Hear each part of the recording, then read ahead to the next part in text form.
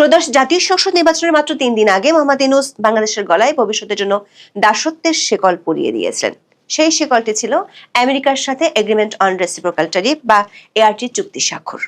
সেই শেকলের প্রথম তালা ঝুলতে যাচ্ছে আগামীকাল 30 এপ্রিল। বিশ্লেষকরা মনে করছেন এই চুক্তির সবচেয়ে দৃশ্যমান এবং বিতর্কিত ফলাফল হিসেবে বাংলাদেশ বিমান কাল বোয়িং থেকে 14টি নতুন উড়োজাহাজ কেনার আনুষ্ঠানিক প্রক্রিয়া শুরু করতে যাচ্ছে, যা হবে এই অসম চুক্তির অধীনে বাংলাদেশের প্রথম বড় ধরনের শোডাউন বা সার্বভৌমত্ব হারানোর দলিল। প্রশ্ন হলো, সবার আগে বাংলাদেশ এই স্লোগানে বিশ্বাসী তারেক রহমান কেন দেশব্যাপী এই চুক্তিটি নিয়ে ব্যাপক সমালোচনা হওয়া সত্ত্বেও এটি অনুসরণ করতে যাচ্ছেন?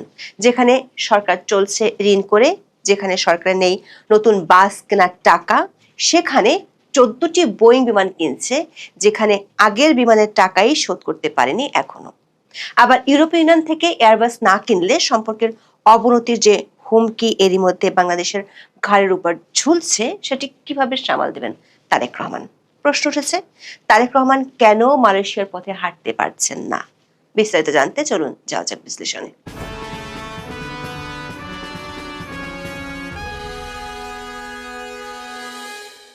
ইউনূসের বিদায়ের পর এই চুক্তিটি নিয়ে এরই মধ্যে বাংলাদেশের গণমাধ্যম ও বিশ্লেষকরা ব্যাপক সমালোচনা করেছেন। তাদের কথার সারমর্ম হলো, মার্কিন যুক্তরাষ্ট্রের সাথে স্বাক্ষরিত এই পারস্পরিক শুল্ক চুক্তিটি নিছক একটি বাণিজ্যিক দলিলে সীমাবদ্ধ নয়। এটি বাংলাদেশের রেগুলেটরি স্বায়ত্তশাসন, আমদানি ব্যবস্থাপনা এবং কৌশলগত নমনীয়তার উপর ওয়াশিংটনের সরাসরি নিয়ন্ত্রণ প্রতিষ্ঠার একটি মাধ্যম। সমালোচকদের মতে এই চুক্তিটি এমন এক সময় করা হয়েছে যখন বাংলাদেশের উপর মার্কিন প্রশাসন শুল্কের খড়গ ঝুলিয়ে রেখেছিল। চুক্তির সবচেয়ে বড় সমালোচনা হলো এর শুল্ক কাঠামো।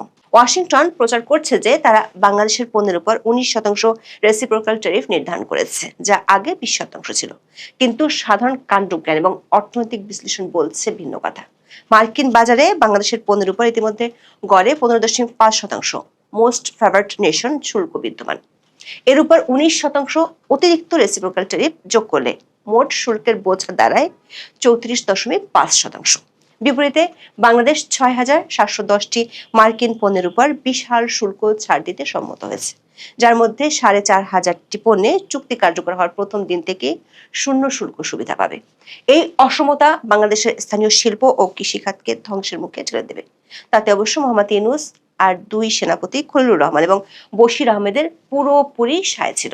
চুক্তির 1 অনুচ্ছেদটি একটি স্বাধীন রাষ্ট্রের জন্য সবচেয়ে অবমাননাকর হিসেবে বিবেচিত হচ্ছে। এতে বলা হয়েছে, মার্কিন যুক্তরাষ্ট্র যদি তার অর্থনৈতিক বা জাতীয় নিরাপত্তা রক্ষায় কোনো সীমান্ত ব্যবস্থা বা বাণিজ্যিক পদক্ষেপ গ্রহণ করে, বাংলাদেশকে তা অনুসরণ করতে হবে।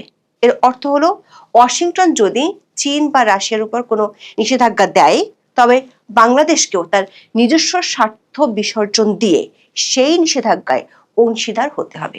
এটি একটি স্বাধীন পররাষ্ট্রনীতির সরাসরি লঙ্ঘন। সেই পরাধীনতা মেনে নেওয়ার বড় উদ্যোগটি ছিল অন্তর্বর্তী সরকারের আমলে, যার জন্য বিমান কেনা, সেই বাংলাদেশ বিমানকে না জানিয়ে 2025 সালে মোহাম্মদ ইউনূস যুক্তরাষ্ট্রকে ওয়াদা দিয়েছিল তাদের কাছ থেকে 25টি বোয়িং বিমান কিনবে। ডোনাল্ড ট্রাম্পকে খুশি করতে ডিল সুইটনার হিসেবে গত বছর জুলাইতে 25টি উড়োজাহাজ কেনার অর্ডার দিয়েছিল ইউনূসের সরকার। হুট করে এমন অর্ডার দেয়া নিয়ে তখন বাংলাদেশের এভিয়েশন কর্তৃপক্ষ আপত্তিও জানিয়েছিল। এমনকি বোয়িং কেনার আগে তখন কারিগরি কমিটির সাথে কোনো আলোচনাই করেনি ইউনূসের সরকার। অবশ্য শেষমেশ চুক্তি অনুযায়ী বাংলাদেশকে কিনতে হবে 14টি বোয়িং। বাণিজ্য চুক্তিটি হয়েছিল 9 ফেব্রুয়ারি।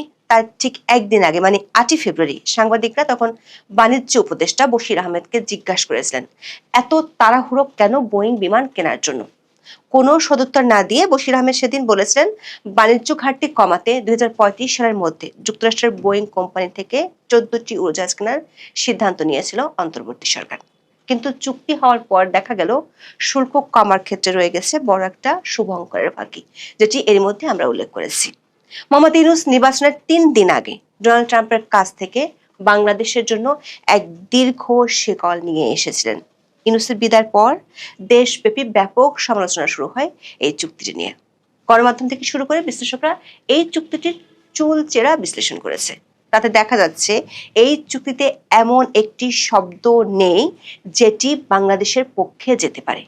সোজা কথা হলো, আমেরিকা একটি চুক্তি ধরিয়ে দিয়েছিল আর ইউনূস ক্ষমতায় থাকার জন্য সেই চুক্তিটি অক্ষরে অক্ষরে মেনে নিয়েছিল। দেশের মানুষের আশা ছিল চুক্তির 6-5 অনুচ্ছেদে যেহেতু চুক্তি বাতিলের বিধান আছে, সেটি কাজে লাগিয়ে বিএনপি সরকার হয়তো কিছু একটা করবে। দর্শক, চুক্তি অনুযায়ী যে কোনো পক্ষ অন্য পক্ষকে লিখিতভাবে সমাপ্তির নোটিশ দিয়ে এই চুক্তি বাতিল করতে পারে। এক পক্ষ অন্য পক্ষকে লিখিত নোটিশ দেওয়ার 60 দিনের পর চুক্তিটি বাতিল হয়ে যাবে। বিশেষ করে মার্কিন যুক্তরাষ্ট্রের আদালতের রায় হওয়ার পর মালয়েশিয়া আমেরিকাকে সাফ জানিয়ে দিয়েছে তারা এই চুক্তি আর কন্টিনিউ করবে না। অনেকেই ভেবেছিলেন বাংলাদেশ হয়তো মালয়েশিয়ার পথ অনুসরণ করবে, কিন্তু এরই মধ্যে বিএনপি সরকারের পররাষ্ট্রমন্ত্রী, যিনি ইউনূস সরকারের সময় জাতীয় নিরাপত্তা উপদেষ্টা ছিলেন, তিনি জানিয়ে দিয়েছিলেন এই যে দেশব্যাপী যে চুক্তিটাকে গোলামি চুক্তি বলা হচ্ছে, সেটি স্বাক্ষরের আগে দুই বড় দল বিএনপি ও জামাতের সাথে নির্বাচনের আগে মার্কিন প্রতিনিধিরা বৈঠক করেছিলেন। তার মানে তারেক রহমান প্রধানমন্ত্রী হওয়ার আগেই এই চুক্তি দিয়ে বাংলাদেশ যে মার্কিন শিকলে পড়তে যাচ্ছে সেটি জানতেন। সে কারণেই কি সরকার গঠনের 71 দিন পার হলেও এখনো সংসদে এত বড় একটা ইস্যু নিয়ে আলোচনাই হয়নি। এমনকি 29 ফেব্রুয়ারি স্বতন্ত্র সদস্য রুমিন ফারহানা এ নিয়ে কথা বলতে গেলে তাকে থামিয়ে দেন স্পিকার।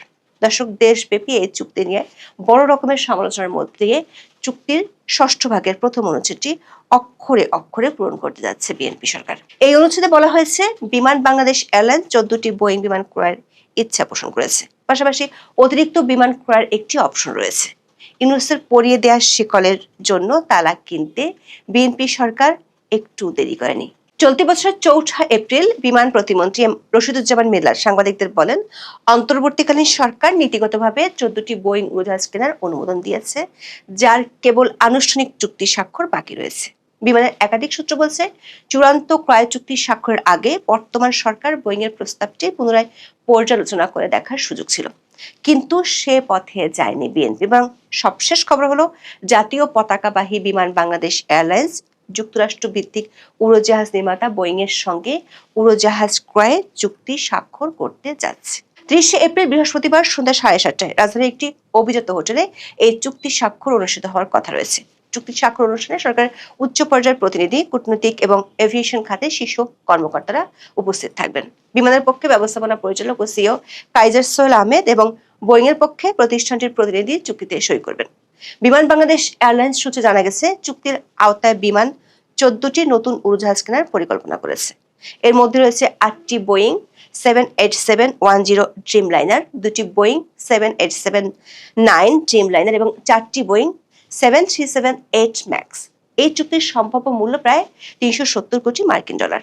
বিশ্লেষকরা বলছেন, বাংলাদেশ বিমান 14টি নতুন বোয়িং উড়োজাহাজ কেনার যে সিদ্ধান্ত নিয়েছে তা কোনো প্রযুক্তিগত বা অর্থনৈতিক প্রয়োজনে নয়, বরং মার্কিন বাণিজ্য ঘাটতি কমানোর চাপের মুখে একটি রাজনৈতিক আত্মসমর্পণ।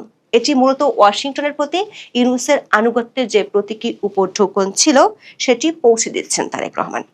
ইউনূসের পরনে গলার ফাঁস নিতে গিয়ে প্রথমেই দেখা যাক বাংলাদেশ বিমানের জন্য আদৌ এতগুলো বিমান দরকার আছে কিনা। বাংলাদেশ বিমানের বর্তমান বহরে বোয়িং এর তৈরি 16টি উড়োজাহাজ আছে। এর মধ্যে 10টি কেনার চুক্তি হয় 2008 সালে সেনা নিয়ন্ত্রিত তত্ত্বাবধায়ক সরকারের সময়। পরবর্তী সময়ে ধাপে ধাপে 2টি 737, 4টি 777 এবং 4টি 787 ড্রিমলাইনার মডেলের উড়োজাহাজ বিমানের বহরে যুক্ত হয়। এছাড়া বিমান আরও 6টি উড়োজাহাজ কিনেছে। এগুলোর মধ্যে আছে 4টি 737 এবং 2টি 787 ড্রিমলাইনার উড়োজাহাজ। বাংলাদেশ বিমান হলো সরকারের বড় একটি লোকসানি খাত। অন্তর্বর্তী সরকার আমলে এই লোকসানের মাত্রা আরো বেড়েছিল। আন্তর্জাতিক রুটে ফ্লাইট চালিয়ে শত শত কোটি টাকার লোকসান গুনতে হচ্ছে বিমান বাংলাদেশ এয়ারলাইন্সকে। আন্তর্জাতিক রুটে ফ্লাইট চালানো 23টি গন্তব্যের মধ্যে 11টি রুটে লাভ আর 12টি রুটে লোকসান দিচ্ছে সংস্থাটি। গত বছর জাপানের নারিতা ও যুক্তরাজ্যের ম্যানচেস্টার একটি করে ফ্লাইট বন্ধ করে দেওয়া হয়েছে। বাংলাদেশ বিমানের বেশিরভাগ ফ্লাইট এখন স্বল্প দূরত্বের ফ্লাইটের জন্য বোয়িং বিমান হলো লোকসানের জাহাজ। বোয়িং 777-300 মডেলকে এভিয়েশনের ভাষায় long range wide body aircraft বলা হয়, যার মানে হলো এটি দীর্ঘ আকাশপথ পাড়ি দেওয়ার জন্য ডিজাইন করা একটি বড় বিমান। এই এয়ারক্রাফট একটানা সর্বোচ্চ 15 থেকে 16 ঘন্টা উড্ডয়ন করতে পারে। বিশেষ পরিস্থিতিতে এটি 20 ঘন্টাও উঠতে সক্ষম। বিমান বাংলাদেশ এয়ারলাইন্সের বহরে বর্তমানে বোয়িং 777-300 ব্র্যান্ডের 4টি বিমান রয়েছে। এমন পরিস্থিতিতে আরও 14টি বোয়িং বিমান কেনার অর্থ হলো রাষ্ট্রের কোটি কোটি টাকা ভবিষ্যতে গচ্চা দেওয়ার সুবন্দোবস্ত করা। দ্বিতীয় এবং সবচেয়ে গুরুত্বপূর্ণ প্রশ্ন হলো, এতগুলো বিমান কেনার সামর্থ্য বাংলাদেশের আছে কি না। বর্তমানে একটি বোয়িং এর দাম 950 থেকে 1200 কোটি টাকা। বিশাল অঙ্কের এই টাকা আসবে কোত্থেকে? তাছাড়া বিমানের রুট ঠিক না করে, কারিগরি মূল্যায়ন না করে, প্রয়োজনীয় সংখ্যক প্রকৌশলী, বৈমানিক, বিমানবালা প্রভৃতি রিক্রুট না করে